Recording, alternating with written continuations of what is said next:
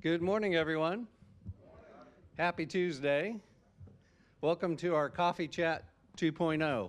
We provide the coffee and the chat. There'll be time for questions at the end of some of our announcements today. We have our team back here. Others will join us. So if you do have questions, feel free to ask us. This is being recorded and broadcast.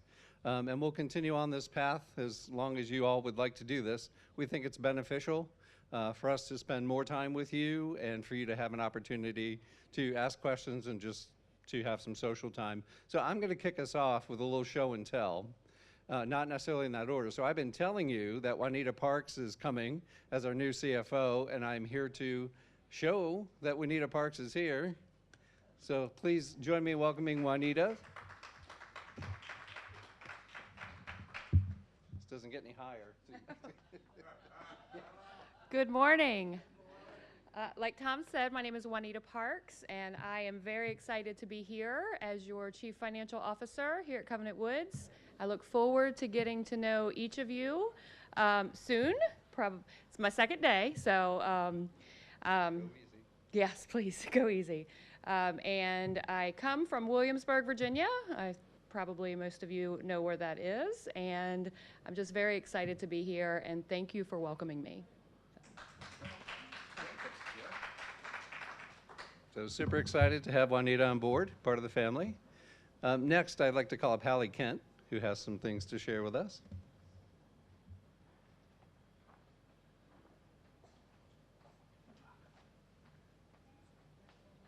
Hello, everybody. My name is Hallie Kent, and I am the Independent Living Recreation Coordinator. So thank you. I'd like to start off by thanking everybody who filled out the recreation survey that we sent out like in June and July. I appreciate all the feedback you gave me, and we're working on implementing all your wonderful ideas. And if you have any more suggestions, please put them in the suggestion boxes in either of the mail rooms, or you can email cwrecreation@covenantwoods.com. And I appreciate everything you guys send my way. We have some exciting programs coming up that still need a couple more sign-ups. So today is the last day to sign up for the historic Hanover Courthouse, seeing Abigail Adams. That's going this Saturday at 9 a.m., leaving from the Manor lobby. We have the Virginia Science Museum Body Worlds exhibit, which is leaving next Wednesday, the 21st, at 1:30 from the Manor lobby. And that's a trip where you can learn about how happiness has an impact on the human body, which I think is pretty cool. I'll be escorting as well to help facilitate if that's something you look for on a trip. And also the Riverside Dinner Theater, Murder on the Orient Express, which you've been seeing about for about a month. We still have a couple tickets left. And transportation is now open to guests, so if you have a guest you'd like to bring along, they're welcome to come as well. And that trip includes lunch, show, and transportation, so all around should be a good time. And you may have seen in your connections that the voter registration event, we had a voter registration event scheduled for August 20th. That has been rescheduled to September, and that date will be in the September connections as well as on the Katie. And the great courses, sorry, there's a lot of little updates there. The great courses that was scheduled for last month, seeing Notre Dame in Paris, is going to be rescheduled for tomorrow in the multi-purpose room right here at 1:30. So if you want to see Notre Dame, come watch a 30-minute show on that. And my last update is the end of summer luau we will be having here on Friday, August 23rd in the multi-purpose room from 2 to 3. We will have some fun summery drinks, and we will be having performer Dave McKenney, and he's the one who sang Jimmy Buffett songs over in Firesides in June. He was a good time. So come enjoy end of summer luau and kick off the fall. Yes. 2 to 3 here on August 23rd, which is a Friday. And last but not least, keep an eye out for the September Connections coming out on August 25th. We will have a lot more fun outings and programs in there. Any questions? Thanks, guys. Thanks, Hallie. Appreciate it. And next we have Mike Sheff.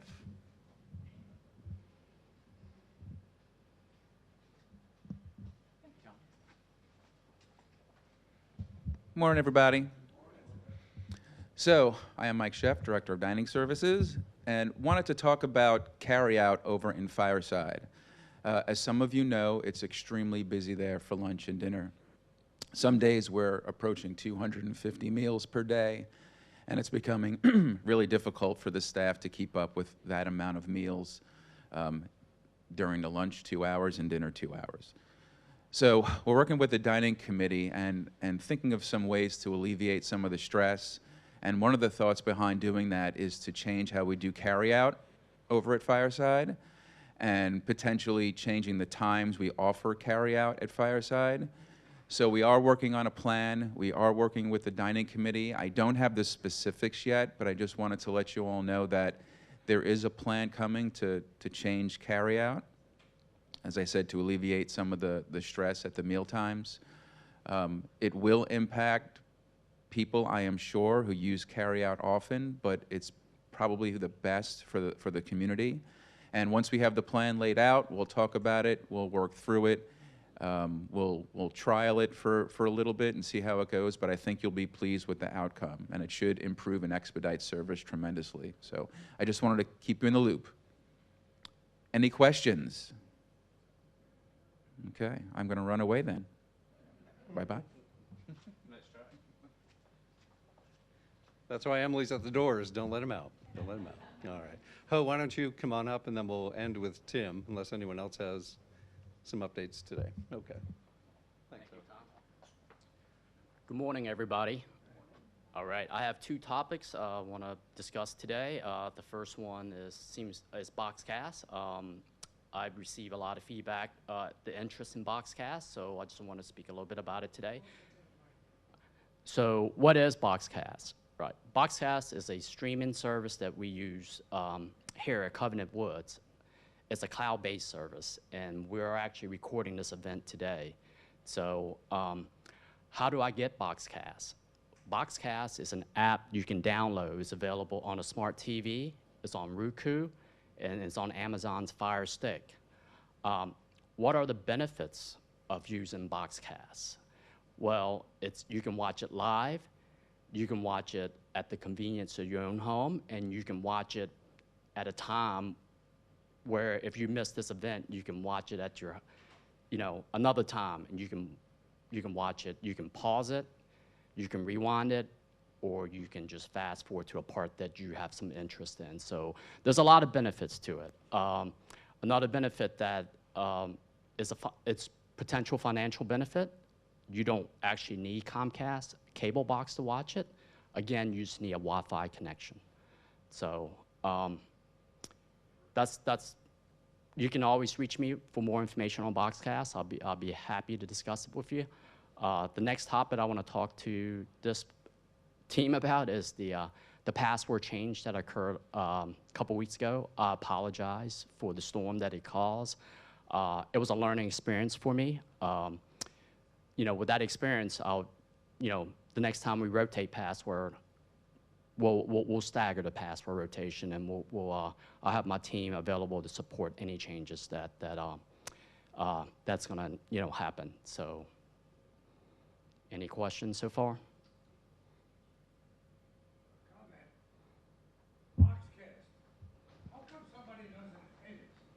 How come what?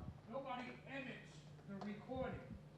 We watch half an hour before you actually start the meeting. Hello. I don't have to shout. Hello. The recordings on Boxcast, they are unedited. And the half hour before the actual presentation is there. You have to fast forward through it and try and catch the beginning. Couldn't somebody edit these things? If not, I can do it. Yeah, I mean, that's a feedback that we greatly appreciate. That's something that my team and I can kind of look at to determine where we can kind of cut out the dull moments of the video and kind of get you into the action part of it. One other question. You mentioned our community Wi-Fi. I've done some work with some software people, and they ask me, what kind of Wi-Fi do you have? They always expect you to have a router sitting in your room next to the computer. And I've think I'm calling it correctly when I say it's an enterprise Wi-Fi. It is. We use extreme networking, and around our campus, we have over 500 wireless access points, which acts like your router. So they're placed across the campus, within hallways, telecommunication closets, wherever wherever you need the connection. Yes, but our individual connections are secure. Yes, they are. They're on the CCMP, which is WAPA2, using AES, Advanced Encryption Standards. So that's just a little hard to understand why I go to Covenant Woods and get my connection. The next person goes to Covenant Woods and gets their connection. And how do you describe that to somebody? Can you elaborate on that question? So you get a connection, and Rick gets a connection. Well, They're two different Wi-Fi circuits. Wi-Fi, anyhow, circuits is the best I can come up with at this short amount of time. For example, if I'm here and I try to print something on my Wi-Fi, it prints on my printer back home. And if they print, it goes to their printer back home. So therefore, we somehow have secure individual connections. There's got to be a name for the ability to do that. Yeah, well, that connection, when you connect to that printer, your device, right, has to know that that's your target destination. So you have to set that up. When you're on that Wi-Fi, your printer, it can either be hardwired or it can be, you can use the Wi-Fi. But your laptop knows that computer, and you have to set up that secure connection to be able to print to it. You're telling me what I already know. I'm asking you for the name of the Wi-Fi system that allows us to have individual connections all at the same name place.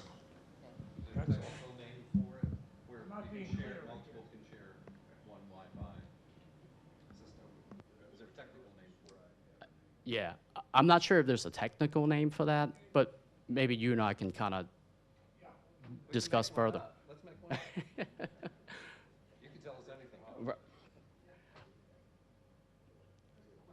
Okay. Two things. As a result of all of that, a lot of people became aware of the fact of Covenant Woods, the main, what. Now he's got me fouled up. When you log on to Covenant Woods, it says unsecured network. That throws everybody off because it is the secure network. Yes. Is there any way to eliminate that popping up as part of yes.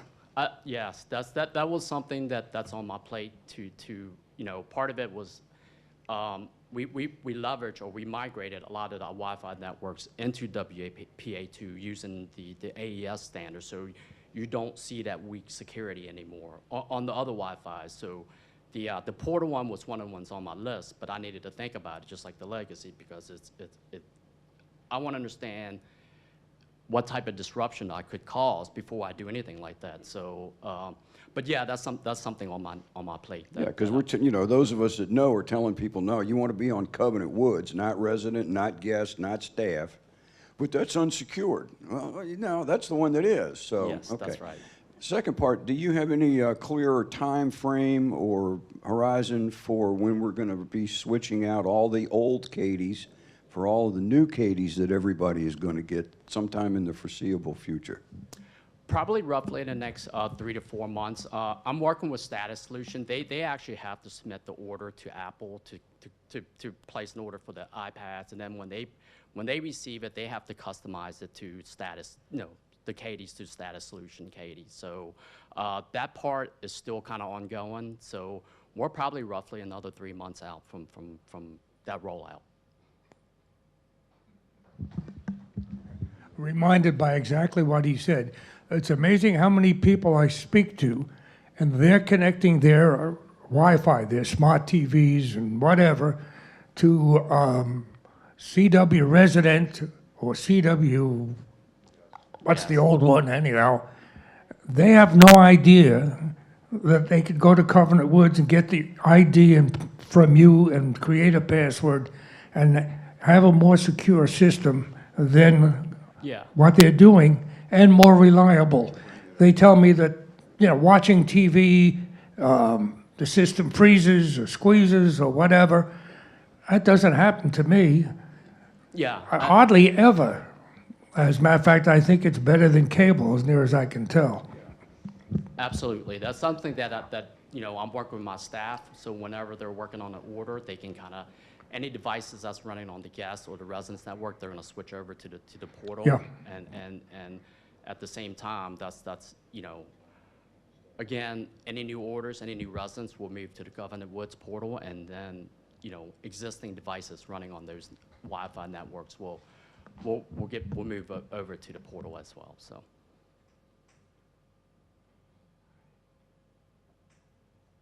All right, thank you. Yeah, great job. All right, and next we have Darshell Anderson, who will give us a word about infection control today. And then we will end with Tim. Good morning, Darshell. Good morning. Welcome. Thank you. Good morning. Good morning. Just wanted to speak about COVID. We have had quite a few cases lately, so just wanted to make sure we're all informed on how to prevent the spread. So first, it's recommended that you stay up to date with your vaccines. You want to make sure you're practicing good hand hygiene when you're out in the community. Just make sure that you're washing your hands. Excuse me, get closer to the mic and slow down. Yes. Where your hearing impaired. Okay, I'm sorry. All right. So first, it's recommended that you stay up to date with your vaccines. You want to make sure that you're practicing good hand hygiene when you're out in the community. Just make sure that you're washing your hands. You want to stay home if you're sick. You want to stay in contact with the IL resource nurse and your PCP and make sure that you're reporting symptoms if you're sick. If you do test positive for COVID, you want to make sure that you isolate for 5 days. And then after that isolation period, you want to make sure that you're wearing a mask when you're out in the community. If you're contact traced to someone who tested positive, you're going to be on isolation precautions for 10 days, and that just means that you'll be wearing a mask when you're out in the community and that you're not eating in the main dining rooms. Any questions? All righty, thank you. Last but not least, Tim Kaufman.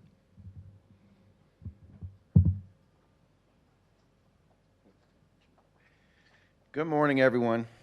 You guys can hear me, right? There is, what I wanted to do is cover a couple things in light of some incidents that we've had recently. One is about the tornado drills and the tornadoes that keep popping up. We, as a group within facilities, whenever we have days where there's inclement weather, we start watching it early. So we don't set up incident command, but we have everything on that will alert us to anything that's coming our way. During the storms that came through, we were very aware of the weather that was coming in, and there were specific bands associated with those storms that were coming in that had potential to have a tornado wrapped up in them. So NOAA had us on a tornado watch for basically the entire day and the next day. And during a watch only means that there's the potential for a storm. It doesn't mean that there's a storm out there. So it's hard to relay that because it's sometimes hours, sometimes it's half a day, sometimes it's an entire day you'll be on a watch. When they go to a warning, that's when we will set off the alarms associated with a warning that's only in our area. There are multiple warnings that will show up on NOAA that have nothing to do with our area. So when we set that alarm off, it means that in the county we're in or in the surrounding counties around our county, there's a tornado warning, which has potential to come to our campus. So when you hear that, we ask everyone to make certain that you shelter in place or move to an area that's more of a shelter that you can stay in until the warning is gone. Once they issue a warning, we continue to track where that tornado's at. On a NOAA radio, they will track it for you. They'll tell you where it's at, where it's going, where it's headed. And we do that on the NOAA radios, but we also look at it. Local weather will broadcast where it's at and show you where it's at, as well as like the Weather Channel will track it. So we're looking at multiple medias to make certain that we're as up to date, as instant as it can be. And we will only lift that warning by the all clear message. So you will hear that tornado drill go off, need to take shelter because it means there is the potential or a tornado out there. When they do the warning, it's by one of two things. It is either Doppler radar and they see a rotation in the radar that indicates a tornado, or it's been visibly sighted and called in and someone has seen that tornado on the ground. So when we play it, please take it serious and shelter in place. Move away from windows, move away from doors, move out of the common areas, the restrooms, the stairwells, any of those areas. If you happen to be in a restaurant or you happen to be walking down the hallway, go into a room that has no windows and stay there until you hear the all clear. We have had a couple close calls. We've had some close calls where they were in Mechanicsville, just north of us, and tracked away. So when we play them, they're near us. The other thing that I wanted to let folks know about, and this has came up, is in your apartments there are red outlets. Those red outlets during an outage will have power to them. So if you have a need for oxygen or anything else that you need on your cell phones, anything like that, make certain that you're plugged into one of those red outlets. And let your neighbors know. That's the other thing too. Let your neighbors know that those red outlets are there and that's what they're meant for. There is a slight glitch when an outage happens.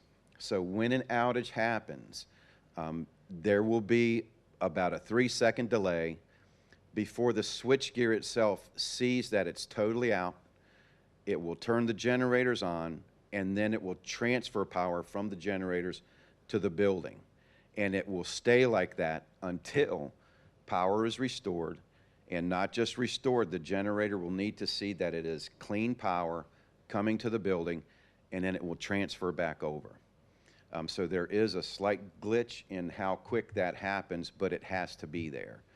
And that is to prevent a lot of the power surges that may come in just inadvertently, cutting things on, cutting things off. We don't want that to happen. So remember your red outlets. A lot of the systems that are in play, like Sarah, like the door control systems, anything related to those programs is on generator backup. But the same thing happens to them. They see that outage, they go down for a second. When it goes to generator power, they will reboot and get themselves back into place, but it takes a second for it to do that. It's looking at everything it has to do to get back up to 100%. So there may be a slight period of time when you can't open a door or something doesn't work for you that should be on the program. Give it a little bit of time, it will eventually come back up. And we work to make certain everything that does not or that has issues does get corrected. So if there are things that happen and it's prolonged, please let us know and we'll get that taken care of. If you happen to be in an elevator, and this is something that has happened in the recent past, if you happen to be in an elevator and the power drops off, that elevator is going to see no power for a second. It will stop, it will darken out, except for the lighting shouldn't go, but sometimes it does. But then when it turns back over to generator power, they are on generator power. What has happened is that when it saw no power, it basically cleared itself. So it's zeroed out in any kind of memory. It's not going to remember to go to the next floor. It's not going to remember to go to the lower floor. So when the power comes back up and that elevator gets a memory back, push one of the buttons and it should take you to that floor and let you out. And then it will resume normal operation. Okay? So any questions? Yes, sir. Yeah, I had one. Number one, I think the refrigerators are all connected to the red circuit. Is that correct? Yeah, I think that when they did a lot of the generator backup, and I would have to look specifically at the lodge. Okay. But Just a question, but I was pretty sure when the power was out and I went to get something out of the refrigerator, I'm pretty sure the light came on. And the other thing is, a couple of years ago, maybe it seems like 2, so it might have been 4, your men came, that was before you were here, but the men came around to each apartment and did something with the air conditioning system. It was rewired somehow. They think I was told rewired to the generator circuit, but maybe not. But they rewired the air conditioning. They actually ran new wires up in the attic and pulled them down and so on. What's the story with air conditioning in the lodge? I think that you have heating, but you don't have air conditioning. I will confirm that. There's a couple other things we're looking at confirming. There's a couple of things that we realized in this last outage that we will rework to make certain that they are on generator power as well. So anything like that that you may think of, let us know, and we'll make certain that everything we can get on generator will be on generator. The intent when the buildings were built was not to be 100% at the lodge or at Manor or Manor West. Manor East is 100%. So everything in Manor East will come back up. But what we have the ability to do is if we can identify something that should be on generator power, we can reroute and get it on generator power to make certain that it stays up. We realized a couple things that were not recently. And the other thing with electronics is that even though it is on backup and generator power, it still is electronic. It still will go down. It still will need to reboot. And sometimes that doesn't happen the way that we hope that it happens. So it needs extra attention. And we work on it to get the extra attention to it. Any other questions? Thank you, guys. Thanks, Tim. So we have about 3 minutes left. Are there other questions from the audience? Yes, Ms. Remy. My concern is what is going on with the programs that's not coming in on the television. Like last night, there was absolutely nothing. And I checked it several times throughout the hour, nothing. And that's happened too often when we've tried to watch programs. We're not getting the programs. I'm sorry to hear that. I don't know if Ho or Megan have anything to add. I'm not sure what's happening there. Is it the internal channels that you're watching on? Yeah. Okay.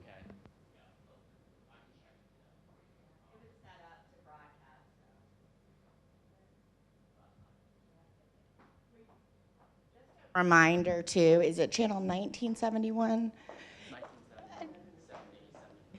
Okay, just a reminder, because the channels did change, to watch the channels, or the channel in the Commons, it's 1971, and then here it's 1973. So that did change a few months ago from the 3-digit number.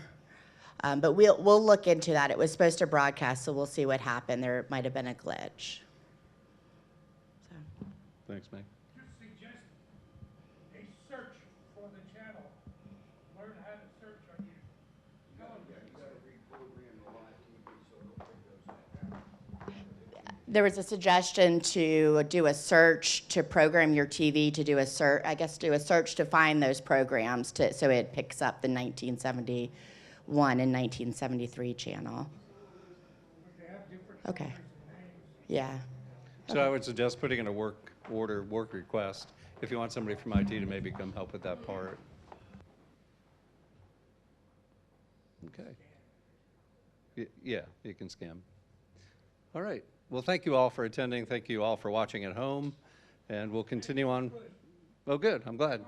Positive feedback. All right. Thank you. Enjoy the rest of your day.